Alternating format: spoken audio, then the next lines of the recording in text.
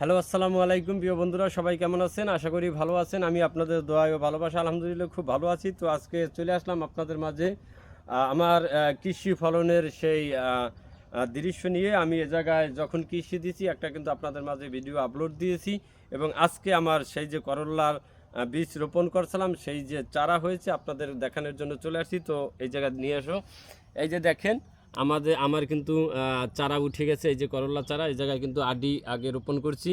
আলহামদুলিল্লাহ আজকে আমার দ্বারা খুবই ভালো লাগতে আছে যে আজকে আমি কিন্তু নূতন আমার একটা ভাই দেখাই দিয়েছে, তার নাম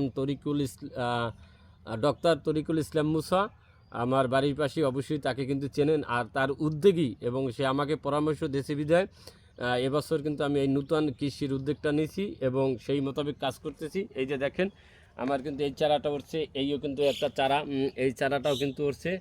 তো দুঃখের বিষয় এটা কিন্তু ওঠে না, আবার এই জায়গাটায় কিন্তু এই চারা উঠতে আছে।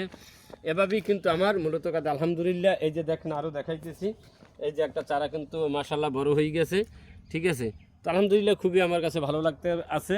এবং আজকে আমি প্রথম অবস্থায় কিন্তু ছোট্ট একটু আয়োজন করছি। এ জায়গাটা কিন্তু সম্পূর্ণটাই করলা দিছি, এবং সামনে আমার আরেকটা প্রজেক্ট আছে ছোট্ট, সে জায়গায় শশা এবং ঢেঁড়স দিছি।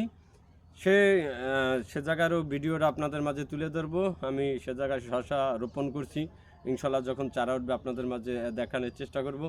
তো এই কৃষি খামার যারা কাজ করেন অবশ্যই এই জায়গায় কিন্তু প্রচুর পরিমাণ পরিশ্রম করতে হয় এবং কাজ করতে হয়, এবং সব কিছুর দিকে কিন্তু খেয়াল রাখতে হবে।